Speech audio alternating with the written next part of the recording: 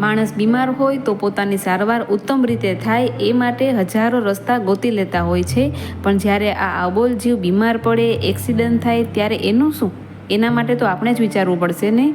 સદભાવના નિઃશુલ્ક પશુ હોસ્પિટલમાં રોડ અકસ્માતમાં ઘવાયેલા કે અન્ય બીમાર પશુઓની નિઃશુલ્ક સારવાર કરવામાં આવે છે.